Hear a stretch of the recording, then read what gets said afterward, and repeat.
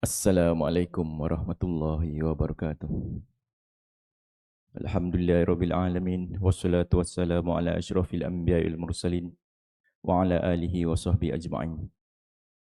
Yang dihormati Tuan Imam Barisan Ahli Jawatan Kuasa Surau dan seterusnya hadirin hadirat yang dikasihi sekalian. Pertamanya, marilah kita memanjatkan kesyukuran kepada Allah Subhanahu Wa Taala kerana dengan limpah kurnianya, dengan hidayahnya dapatlah kita berkumpul pada hari ini.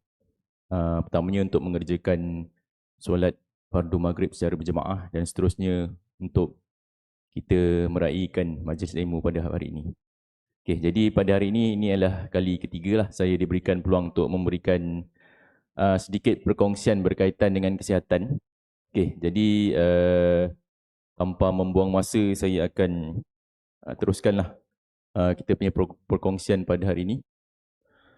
Isyak masuk pukul 8 suku lebih kurang 8 suku. So kita ada lebih kurang 25-24 minit Okey, jadi tajuk perbahasan kita atau perkongsian saya pada hari ini adalah tu dia. Akal yang sihat terletak pada badan yang sihat. Okey, ataupun ni dia punya bahasa Arab dia, al-aqlus salim fil jismis salim. Okey, akal yang sihat itu terletak pada badan yang sihat. Okey, ini adalah kata-kata pepatah Arab lah sebenarnya pepatah Arab. Jadi kalau ada siapa-siapa dulu yang dia punya sejarah persekolahan dia kat sekolah Arab ataupun persekolahan dia kat sekolah agama, ni adalah antara kata-kata pepatah yang agak terkenal lah. Kalau saya dulu, saya sekolah agama lah masa saya sekolah menengah di Sabak Penam. Jadi ni pepatah ni memang biasa diulang. Kalau saya dulu masa saya tingkatan 1 sampai tingkatan 3 tu, ada satu mata pelajaran tu namanya Bahasa Arab Komunikasi. Jadi Bahasa Arab Komunikasi ni maksudnya kalau masa periksa tu dia suruh kita buat karangan. Pepatah ni boleh dijadikan salah satu tajuk karangan lah yang boleh dibuat, iaitu akal yang sihat itu terletak pada badan yang sihat. Tapi walau bagaimanapun masa saya belajar dulu, saya takkan ambil tajuk ni, memang sebab susah tajuk ni nak diterangkan Tapi sekarang dah jadi doktor, saya terangkan jugalah Biasanya masa zaman sekolah tu saya akan ambil tajuk yang ustaz bagi adalah tajuk berkelah di tepi pantai bersama keluarga. Tu senang sikit nak diceritakan. Tapi kalau ni memang dia tajuknya agak meluas lah Jadi itu adalah sebagai mukadimah pembukaan. Okey, alright. Jadi okey. Dekat tangan tuan-tuan tu, kalau siapa yang dapat nota daripada saya, okey, ada dua helai kertas. Yang pertama, yang depan tu, dia macam biasalah kalau saya bagi ceramah ni, saya akan bagi nota supaya nanti boleh balik baca lah. Dan juga bila saya terangkan ni tak adalah macam susah sangat nak difahami kan kalau ada nota tu. Okey, kita nak tengok yang helaian kedua tu, yang belakang tu. Okey, helaian kedua yang belakang tu adalah dinamakan sebagai saringan minda sihat. Saringan minda sihat ni maksudnya apa? Dia ada soalan-soalan tu dekat bawah tu, ada lebih kurang 21 soalan. Okey, jadi tuan-tuan boleh jawablah soalan-soalan tu. Okey, macam ni nak jawab ni? Okey. Okey, sila baca, tengok yang bahagian satu tu. Sila baca kenyataan dan bulatkan jawapan ikut skala tu lah, 0, 1, 2, 3. Yang mana menggambarkan keadaan anda seminggu yang lepas. Maksudnya dalam seminggu lepas tu, kita punya perasaan tu macam mana? Okey, ada soalan-soalan tu. Yang pertama, saya rasa susah untuk bertenang, saya sedar mulut saya kering, saya seolah-olah tidak dapat mengalami perasaan positif sama sekali. Okey, sampai nombor 21 tu, tuan-tuan boleh cuba jawablah sama ada dalam masa tengah ceramah ni ataupun masa kat rumah nanti. Kertas ni saya bagi free je. Kenapa nak kena buat ni? Okey, ni adalah salah satu cara yang kita gunakan untuk apa? Untuk menyaring saringan je, saringan nak tahu kita punya mental, kesihatan mental ni okey ke tak. Jadi kita boleh jawab soalan tu. Nanti last kali pada muka surat belakangnya tu ada lagi satu yang mana kita boleh kira. Kita boleh kira ada markah dia, ada skor dia tu. Last kita nak tahu sebenarnya kita ni stres ke? Sebenarnya kita ni macam anxiety ke? Anxiety ni maksudnya risau, asyik risau je ataupun sebenarnya ada murung ke tidak. Jadi ni boleh kita gunakan sebagai salah satu cara kita nak tahu diri kita ni secara rohaninya ataupun rohani ni bahasa orang agama lah, tapi kalau bahasa perubatan dari segi mentalnya tu dia sihat ke tidak. Okey, jadi bila tuan-tuan semua jawab dan letakkan jawapan dekat nombor tu, tengoklah markahnya rendah ke tinggi. Kalau rendah tu baguslah, alhamdulillah lah tu, maksudnya sihat. Tapi kalau markahnya tinggi-tinggi, okey, ada kemungkinan tuan-tuan semua yang markahnya tinggi tu ada mengalami sama ada stres ataupun tekanan ataupun kerisauan, terlalu risau melampau ataupun mengalami kemurungan. Walau bagaimanapun, janganlah takut-takut nak isi benda ni kan, takut nanti kang orang ingat aku gila ke apa benda. Tak ada. Ini adalah sekadar saringan sahaja. Kalau terjumpa markahnya tinggi, apa yang kena buat adalah jumpa doktor untuk kita bincang balik. Kadang-kadang salah jawab. Baca-baca ayat ni panjang sangat, silap. Lepas tu pun salah faham. Jadi semua jadi markahnya tinggi. Nanti untuk penerangan lanjut, nanti doktor akan bagi apa?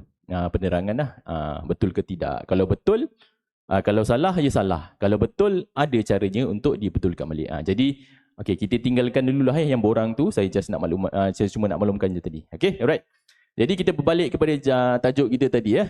Akal yang sihat pada badan yang sihat ya. Jadi kat dalam ayat ni dia ada dua komponen. Dalam ayat ni ada dua komponen. Satu, kesihatan akal. Yang kedua, kesihatan badan. Jadi orang Arab ni dia cakap akal yang sihat pada badan yang sihat ya.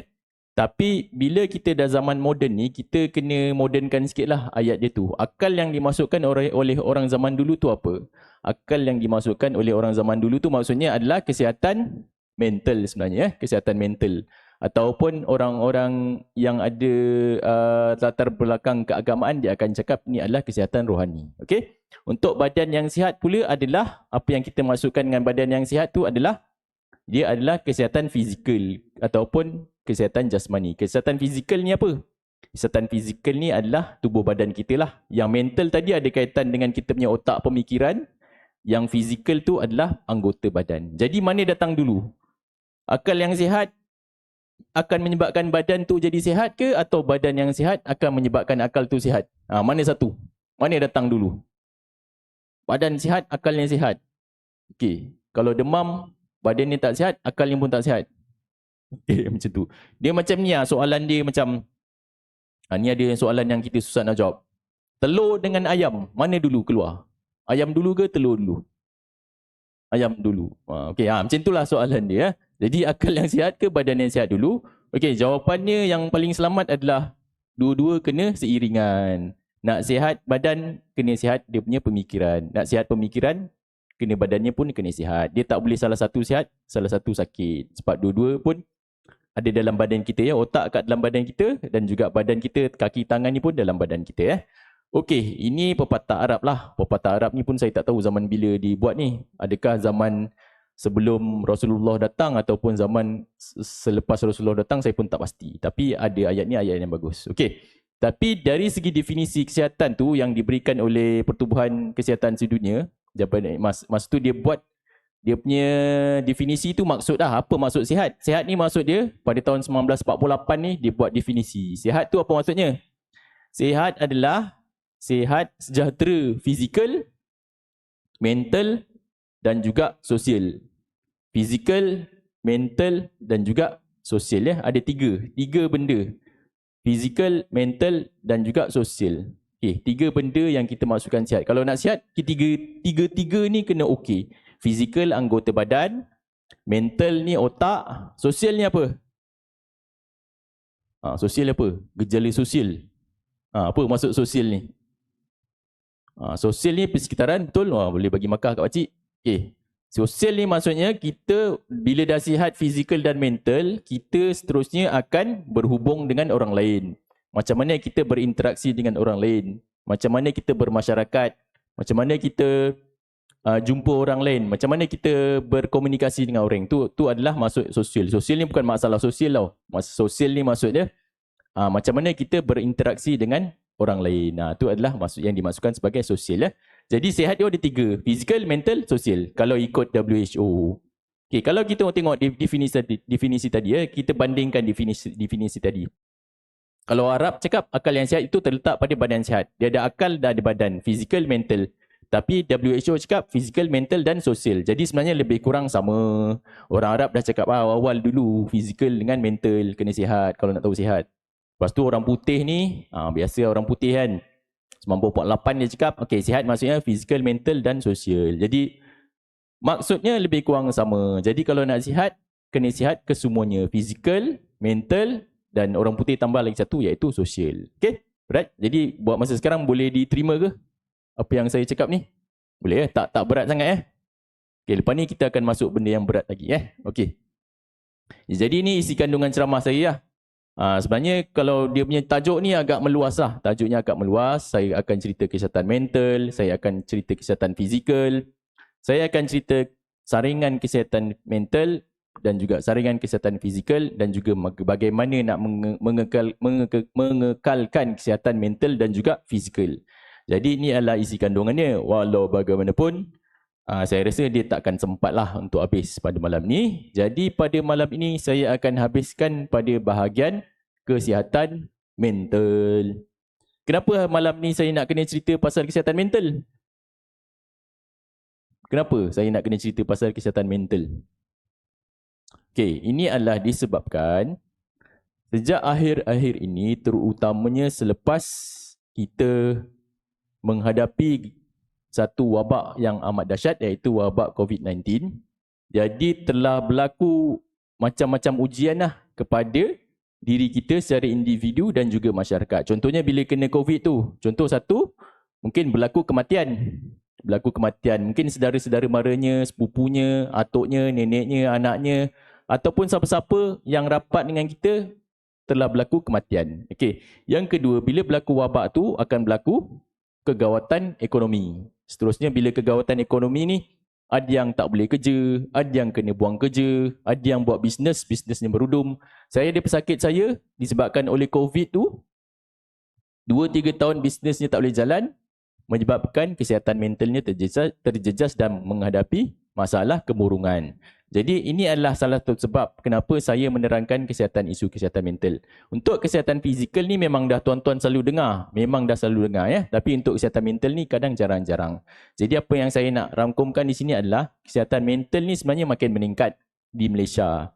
Di Malaysia, di negara kita. Jadi itulah tujuannya saya menerangkan pasal kesihatan mental. Jadi dari segi definisi kesihatan mental ni apa? Otak kita sihat ni maksudnya apa? Otak nak bagi sihat ni maksudnya apa? Okey, ada 3 je dia punya definisi ni. Nak tahu otak ni sihat ke tidak? Yang pertama, kalau kita menghadapi tekanan, kita boleh hadapi tekanan tu dengan cara yang tenang lah. Maksudnya semua orang pun ada masalah. Semua orang diuji. Kalau kita tunjuk ni sampai sini kan. Boleh tak orang tu cakap, oh aku dalam hidup ni tak pernah diuji langsung. Ada tak? Ada tak? Tak ada kan? Okey. Sebab dalam Al-Quran pun ada katalah, macam mana kita nak cakap diri kita ni beriman kalau kita ini tidak diuji. Jadi kalau nak jadi orang beriman, kenalah diuji. Dan semua orang pun memang diuji. Semua orang memang diuji. Jadi definisi pertama kesihatan mental yang bagus adalah kalau kita hadapi ujian, bagaimana kita menghadapi ujian tekanan tu? Bagaimana kita berinteraksi dengan ujian tu? Adakah kita jadi lagi tertekan ataupun kita akan menghadapi ujian tu dengan tenang dan mendapatkan jawapan? Okey, yang kedua. Yang pertama. Yang kedua, disebabkan tekanan yang kita hadapi tu, kita jumpa jalan penyelesaian. Seterusnya kita boleh bekerja lah macam biasa. Contoh dia, katalah ada orang ni dia bekerja. Lepas tu ada COVID tu. Disebabkan COVID tu dia kena buang kerja. Jadi ini memberi tekanan tak kepada orang tu? Memang memberi tekanan sebab contohnya suaminya kena buang kerja. Dalam keluarga tu ada suami, isteri dan anak. Katalah isterinya tak kerja, suaminya je kerja. Jadi dia dalam keadaan tertekan tak? Semestinya keadaan tertekan sebab dia seorang saja yang menyara keluarga. Kalau dia kena buang kerja, mesti dia akan dalam keadaan tertekan. Jadi kesihatan mental ni macam mana? Kesihatan mental ni adalah bagaimana manusia ni, contohnya Ahmad Ahmad kena buang kerja masa COVID. Macam mana dia menghadapi tekanan tu masa tu? Cara dia menghadapi tekanan tu akan melambangkan dia punya kesihatan mental. Contoh, katalah Ahmad kena buang kerja masa COVID. Dia pun cari kerja lain, memang tak dapat kerja. Masa tu memang masa COVID tak boleh nak keluar. Tapi dia fikir. Last dia jumpa juga cari jawapan untuk apa? Untuk menyara kehidupan keluarganya. Dia mungkin buat, kalau zaman sekarang ni orang buat apa? Tak payah keluar rumah pun boleh buat duit. Dia buat apa? Dia buat jualan online. Contoh. Zaman sekarang, saya cerita zaman sekarang punya cerita lah ya. Kadang sekarang ni orang suka buat jualan online. Maksudnya dia buka dia punya media sosial, dia buka dia punya Facebook ke, dia buka dia punya apa-apalah, YouTube ke apa, dia jual melalui online. Dan benda tu bagi dia punya, menambah dia punya pendapatan. Jadi, cara dia menghadapi tekanan tu akan melambangkan dia punya kesihatan mental. Walau bagaimanapun, ada juga setengah orang yang bila menghadapi tekanan, dia tak boleh jumpa jawapan. Macam mana nak mengatasinya, dan biasanya individu-individu ini akan mengalami masalah mental, iaitu seperti depression dan lain-lain. Okey. Kedua, kalau kita diterima menghadapi ujian, seterusnya kita dapat temui jawapan untuk mengatasi ujian tu, dan seterusnya menyebabkan kita dapat bekerja dengan produktif. Kita kena ujian, kita jumpa jawapan untuk atasi ujian, dan seterusnya kita boleh hidup macam biasa. Kita boleh bekerja yang produktif, maksudnya boleh bekerja macam biasa. Dan seterusnya yang ketiga, boleh menyumbang kepada komuniti. Tiga ni Kalau kena ujian, dia boleh hadapi ujian. Kedua, dia boleh kerja macam biasa. Ketiga, dia boleh menyumbang kepada komuniti. Macam tuan-tuan semualah. Tapi secara zahirnya memang nampak normal. Secara zahirnya nampak normal. Tapi mungkin kita dalam, saya pun tak tahu. Biasa macam tu. Daripada luaran nampak normal. Tapi bila masuk bilik doktor baru diceritakan, doktor saya ada masalah macam tu. Saya ada masalah sekian, saya tak boleh selesaikan. Dia boleh jumpa doktor untuk cerita. Dan pada kebiasaannya, orang yang menghadapi masalah mental ni, bila terlalu teruk masalah tu, ini kan menyebabkan otak dia memang tak boleh fikir. Padahal kadang senang je bendanya. Tapi sebab dah terlalu berat, sampai dia tak boleh terfikir, sampai kena ada orang lain yang kena bagi cadangan. Encik sebenarnya kena buat macam ni. Macam ni. Kadang-kadang sampai menyebabkan dia punya aktiviti harian pun dah berterabur.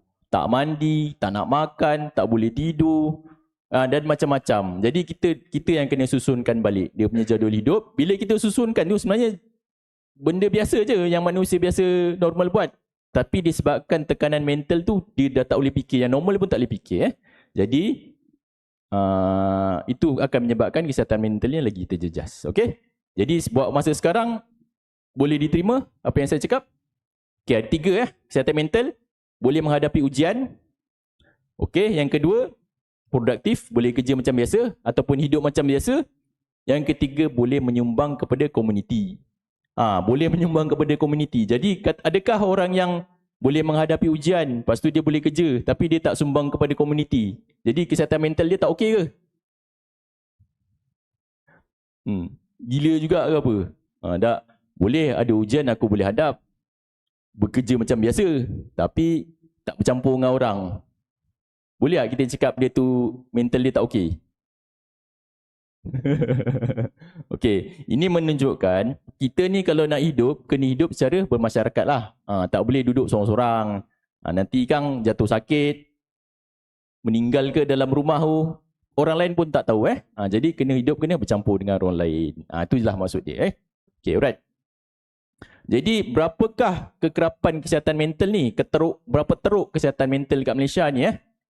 Okay, disebabkan dalam surau ni ramai yang warga emas. So kita ambil poin yang nombor 3 tu. Kita ambil poin yang nombor 3. Okay, dia cakap tu menurut dia punya survey atau menurut kajian yang dia buat, daripada 10 orang warga emas, seorang daripadanya kemungkinan menghadapi kemurungan. Contohnya kat sini ada berapa? 1, 2, ada 30 lah contoh. Katalah dalam ni ada 30 orang. Dia cakap setiap 10 orang akan ada seorang yang murung. Setiap 10 orang ada seorang yang murung. Setiap 10 orang ada seorang yang murung. Setiap 10 orang ada seorang yang murung. Maksudnya kalau dalam surau ni ada 30 orang, ada kemungkinan 3 orang daripada anda semua tengah mengalami kemurungan. Jadi teruk tak benda ni?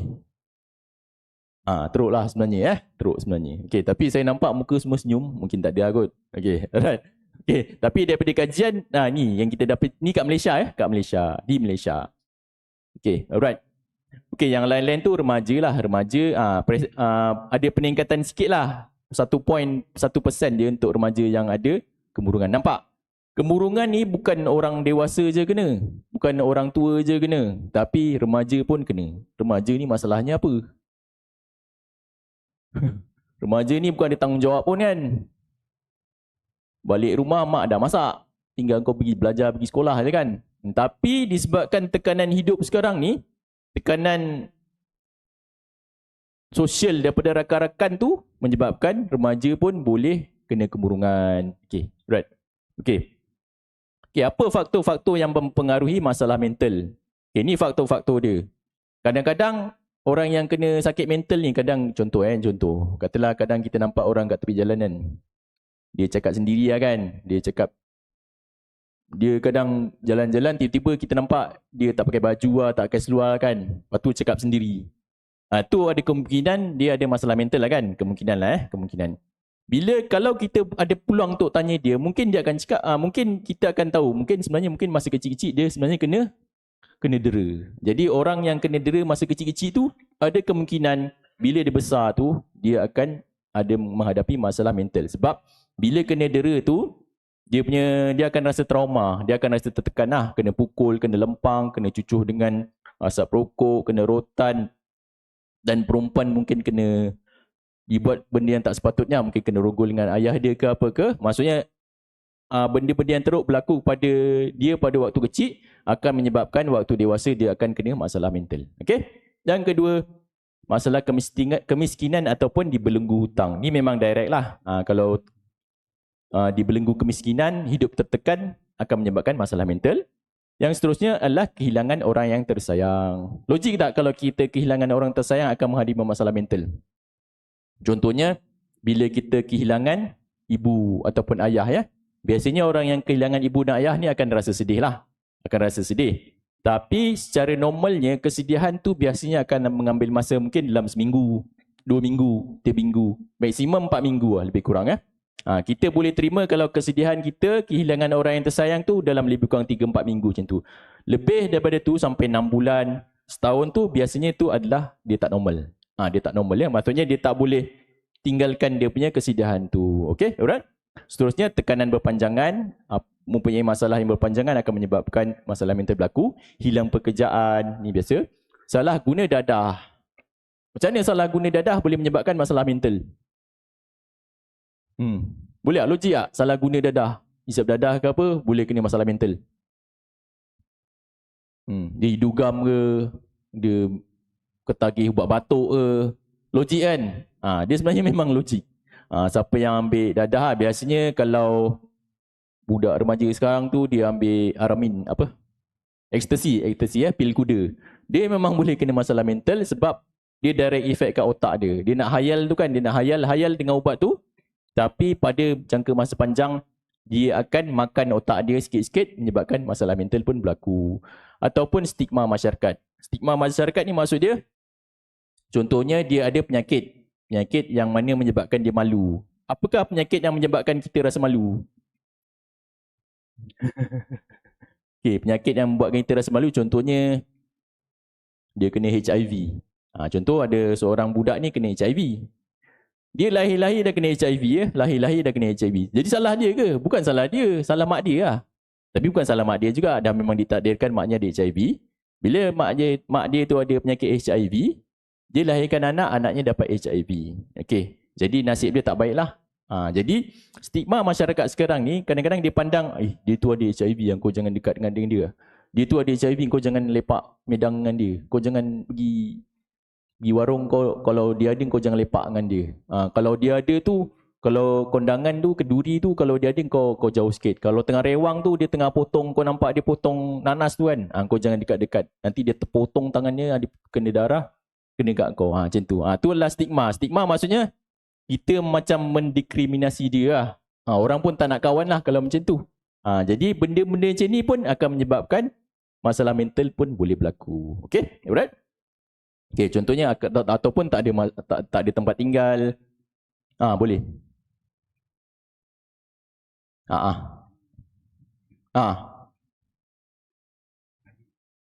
Ada. Ada. Ada. Ada tuan, ada. Ah, dipanggil? Ya, masalah mental juga. Itu orang putih, orang putih. Orang putih tak tulis. Okey, okey. Okey, nanti kita tambah lagi, cik. Okey, ataupun masa sekolah sering dibuli. Tak, ni bukan penyebab tau. Ni faktor mempengaruhi. Faktor mempengaruhi tu maksudnya alah, orang tu mungkin kena dera masa kecil, tapi masa besar dia sihat walafiat dia, tak ada kesihatan mental tak ada pun kan. Ni faktor mempengaruhi ni maksud dia ada kemungkinan kalau dia kena boleh jadi kena. Ada kemungkinan kalau tak kena ya syukur alhamdulillah. Ataupun keganasan rumah tangga, kena suaminya tu pukul isterinya ataupun terbalik, isterinya pukul suaminya. Ada tak? Ada. Okey. What tu? Okey. Tapi memang saya pernah jumpa, memang isterinya pukul suaminya. Okey? Alright? Ataupun trauma, kemalangan ke, otak dia kena rosak ke, boleh kena kesihatan mental, masalah mangsa jenayah ataupun peperangan. Okey, sebut pasal peperangan ni macam yang berlaku dekat Palestin kan sekarang. Dalam tempoh 1 bulan, berapa orang yang meninggal? Sebulan pertama tu berapa orang meninggal? 10,000 orang meninggal 10,000 orang meninggal macam tu je. 10,000 orang ni macam 10,000 orang ni macam saya tinggal Bukit Kapar. Saya punya asal saya Bukit Kapar. Bukit Kapar tu dia punya penduduknya 10,000 orang. Dia macam sebulan tu Bukit Kapar semua mati. Macam tu. Ramai tak? Ramai. Jadi itu adalah satu yang menyedihkan je, menyedihkan. Jadi logik tak kalau orang-orang dekat Palestin tu dia kena masalah mental? Memang logik. Sebab tu memang tekanan dia. Walau bagaimanapun kita kena faham satu benda. Ini semua yang berlaku adalah ujian daripada Allah Subhanahu Wa Taala. Jadi Allah dia akan uji mengikut kemampuan. Kalau memang itu dah ditakdirkan ujian dia, memang Allah tahu. Memang orang-orang di Palestin tu boleh menghadapi ujian tu. Okey? Begitu juga kita di Malaysia. Dia kat Palestin sana kena perang. Kita kat sini kenapa? Bukan kita masalahnya apa?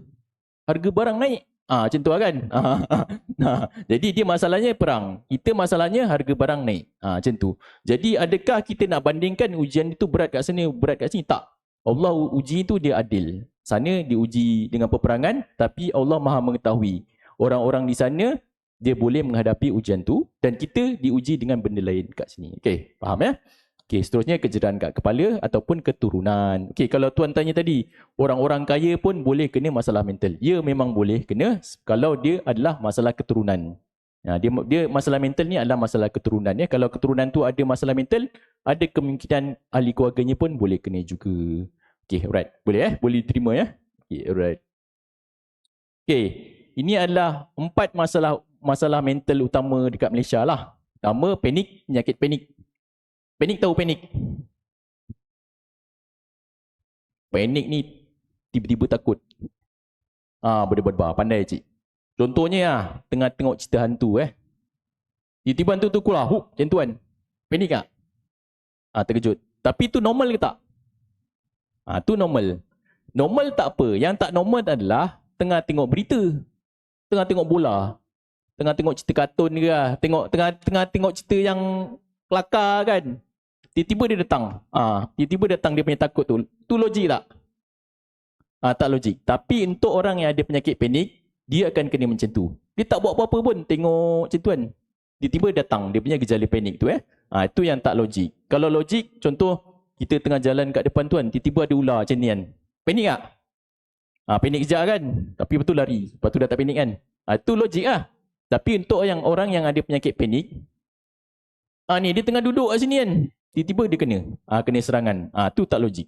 Tu adalah penyakit. Okay? Alright. Yang kedua, anxiety disorder. Ni memang dia masalahnya nama bahasa Inggeris. Tapi saya dah bahasa Melayukan iaitu kebimbangan berlebihan. Bimbang tapi lebih-lebih. Contoh. Katalah ada orang ni dia ada cucu. Siapa yang ada cucu? Semua dah ada cucu aku kan. Dia ada cucu, cucunya baru nak masuk darjah 1. Dia pun fikir, macam mana nanti cucu aku nak masuk darjah 1 ni? Siapa nak bagi dia duit pergi sekolah? Siapa nak hantar dia pergi sekolah? Siapa nak ambil dia pergi sekolah? Kan ada orang colik pula. Nanti tengah hari dia nak makan apa? Ni bajunya siapa nak digosokkan? kasutnya siapa nak basuh. Nampak masalahnya tu? Bukan masalah kau pun, tu cucu kau, bapak dia ada lagi, mak dia ada lagi, kita nak fikir lama sangat buat apa kan? Tapi untuk orang yang ada masalah anxiety ni, dia fikir masalah orang tu lama sangat. Bukan masalah dia, masalah orang lain dia fikir buat apa kan? Ini adalah perumpamaan orang yang ada penyakit anxiety tu. Maksudnya dia ada kerisauan yang berlebihan, yang mana kerisauan tu tak patut pun. Masalah orang lain dia yang fikir. Ataupun pada kebiasaan ni yang lagi teruk, dia bimbang. Bila doktor tanya, "Cik bimbang apa?" "Saya pun tak tahu doktor, tapi memang ada bimbang." Ni lagi teruk. Bimbang tapi tak tahu apa. Tapi jangan ketawa, memang ada orang masalah kena macam ni. Okay, alright. Okay, seterusnya depression iaitu murung. Yang seterusnya skizofrenia. Skizofrenia ni bahasa Inggeris. Okay, saya boleh terangkan satu-satu tapi saya terangkan laju. Okay, panik. Panik pertama dia kena serangan panik dulu lah. Nak panik tu kena serangan panik. Serangan panik ni apa? Tiba-tiba jantungnya berdebar. Ataupun tiba-tiba dia rasa takut. Tiba-tiba bernafas. Susah nafas. Tiba-tiba dia berpeluh-peluh. Ataupun menggeletar.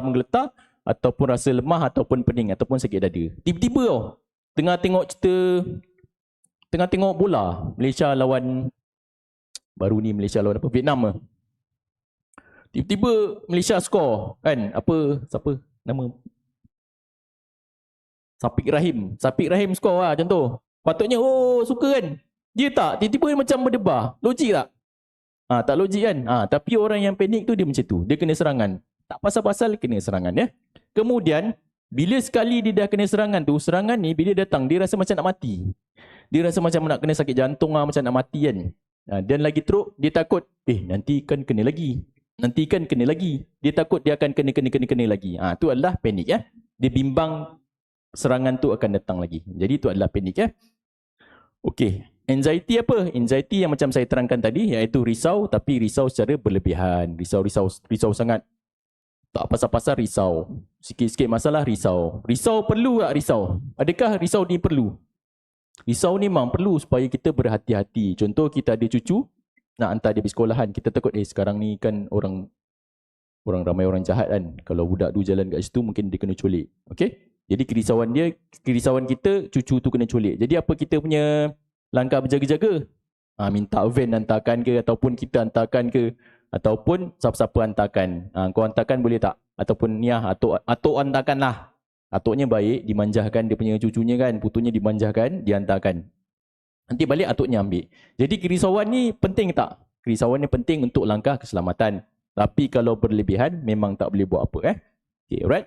Seterusnya adalah depression iaitu kemurungan. Kemurungan ni maksudnya apa? Okay, kemurungan ni dia ada dua gejala utama. Pertama, dia kena sedih. 2 minggu berturut-turut setiap hari dia sedih. Ada tak siapa pernah kat sini 2 minggu berturut-turut dia sedih? Kalau ada penyakit tu, dia lah tu. Kalau tak ada, maksudnya tuan-tuan tu normal. Ataupun dia hilang minat.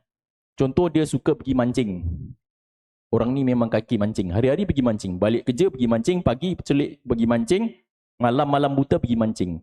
Nak dijadikan satu cerita, tiba-tiba dia rasa macam, malas lah pergi mancing. Dah tak minat lah pergi mancing. Kawan dia pun telefon, "Woi, kok dah lama tak pergi mancing ni? Aku nak ajak mancing." "Woi, aku dah tak minat lah pergi mancing." Benda-benda ni tak logik kan? Kita suka buat tu. Contoh, kerjanya suka medang kat kedai kat kedai minum. Orang pun tahu kalau pergi medang kat kedai ni, dia kerusi tu dia punya. Kalau kita lalu, memang dia nampak muka dia je, kerusinya kat situ. Tapi dalam tempoh 2 minggu, tiba-tiba kita tengok, mana orang ni kok dah tak medang? Meninggal dia tak apa. Lepas tu pergi rumahnya tanya isterinya, "Wak ni kok tak ada? Ni siapa ni kok dah tak ada ni? Dia pergi mana?" Aku dah tak nak medang lah. Aku dah tak suka medang. Aku nak duduk rumah je macam tu. Jadi hilang minat tu maksudnya macam tu. Sebelum ni dia ada satu aktiviti yang dia suka buat, tiba-tiba dia tak suka buat lebih daripada 2 minggu. Yang maksudnya dia pun tak tahu kenapa. Tapi kalau sebab sakit ke, sebab kakinya patah ke, sebab demam ke, tu lain cerita lah. Ni memang tak ada sebab dia jadi tak hilang minat. Okay, alright. Jadi itu adalah depression. Maksudnya dia ada salah satu, sama ada dia rasa sedih ataupun dia hilang minat lebih daripada 2 minggu. Dan ada gejala-gejala lain, iaitu dia cepat putus asa, cepat marah, malam tak boleh tidur, kurang selera makan dan lain-lain Dan ataupun ada rasa nak bunuh diri lah. Ni gejala-gejala tambahan. Dah azan belum? Okay, last sekali skizofrenia. Skizofrenia ni kalau kita tengok cerita orang putih tu dia ada. Ni yang kita boleh cakap sebagai mungkin dia gila. Dia biasanya dia akan dengar-dengar suara orang. Dia boleh dengar suara orang. Suara orang tu tak wujud tapi dia boleh dengar. Biasanya akan ada suara ni suara jahat. Contoh, mak mertua kau tu nak bunuh kau. Contoh macam tu. Isteri kau ni dia ada hubungan dengan orang lain. Suara tu suara jahat biasanya. Ataupun kawan kau ni tadi dia mengata pasal kau ni. Suara tu sebenarnya tak ada. Tapi dia dengar suara tu. Kenapa suara ini dia boleh didengari? Adalah berlaku kerosakan pada bahagian otak tertentu. Dia boleh menyebabkan dia boleh dengar suara ni. Ataupun dia ada kepercayaan yang pelik. Kepercayaan pelik ni contohnya, dia rasa diri dia Nabi. Dia rasa diri dia wali. Gila apa skizofrenia tu. Okay, right. Ada azan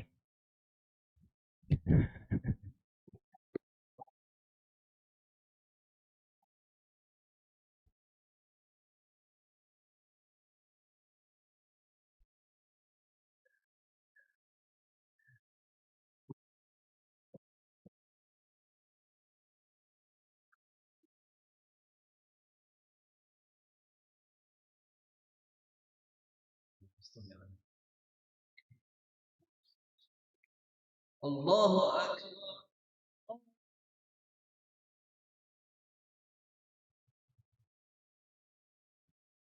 Allah.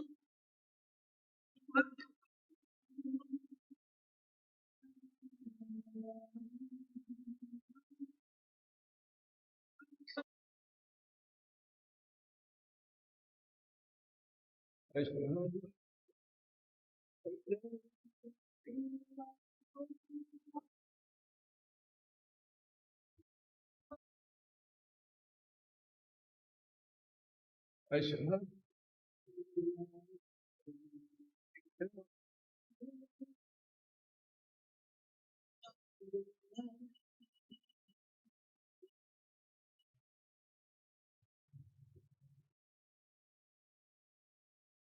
أشهد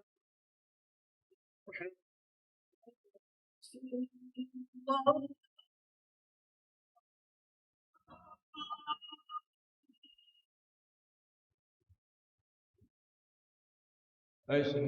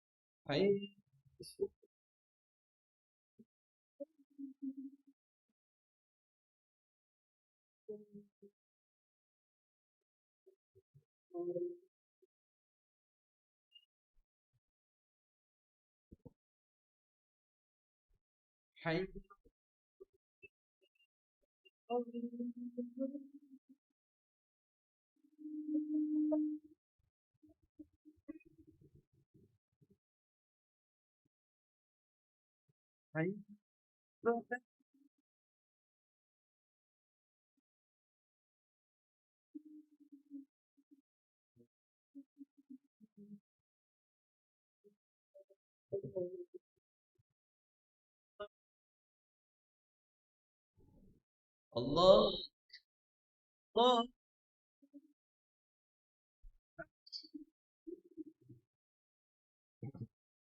لا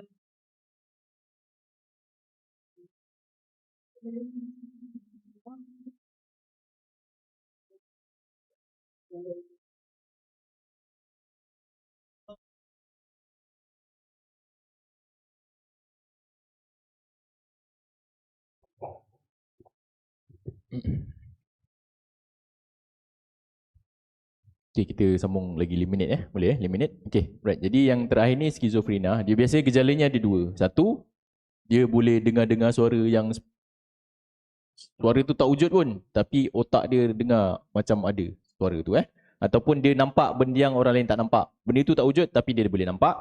Ataupun dia boleh rasa mungkin kat tangan ni ada benda bergerak. Macam tu. Tu adalah maksudnya dia punya deria tu mendengar benda yang tak ada ataupun nampak benda yang tak nampak ataupun dia ada rasa benda yang bergerak kat tangan dia. Dan kedua, dia ada false belief. False belief ni delusion. Delusion ni maksudnya dia ada kepercayaan yang pelik ataupun salah. Contoh, dia rasa ada orang lain yang berniat jahat kat dia. Dia rasa diri dia besar, ada kelebihan. Dia mungkin rasa dia tu nabi, dia tu wali ataupun dia tiba-tiba boleh mengubati orang macam cik tadi cakap kena saka, ada saka kan. Saka tu memang wujud memang wujud. Saya pernah jumpa pun pesakit-pesakit yang ada saka. Contohnya ada satu ni saya jumpa. Dia seorang ni umur dia lebih kurang 50 lebih. Dia cakap dengan saya dia tak boleh tidur malam. Saya pun tanya, kenapa cik tak boleh tidur malam? Saya nak naik atas katil tu, saya nampak ada harimau. Jadi siapa yang saka? Isterinya yang ada saka sebenarnya. Macam tu. Okay. Tu selingan lah Tapi ini memang wujud memang ada. Jadi adakah saya boleh menyelesaikan masalah dia? Tak boleh. Itu memang saya tak boleh selesaikan. Tapi saya nak beritahu memang benda tu wujud Benda tu wujud. Okay, alright. Jadi ni adalah skizofrenia ni ada dua. Macam tu tadi dia punya gejala. Okay. Hallucination yang cakap tadi. Dia boleh nampak, boleh dengar ataupun boleh rasa bergerak-bergerak. Benda tu tak ada ataupun ada bau. Bau sesuatu benda yang orang lain tak bau, dia boleh bau. Okay. Alright. Okay.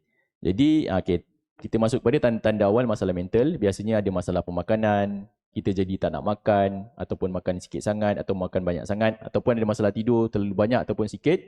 Jadi tak bertenaga, rasa putus asa, selalu gaduh je dengan kawan-kawan ataupun rakan-rakan ataupun dengar suara bisikan ataupun percaya benda karut ataupun nak cederakan diri sendiri ataupun kalau orang tu isap rokok, nak isap rokok berlebihan ataupun dia jadi keliru, selalu marah, sedih, takut dan sedih, takut tanpa punca lah Okey.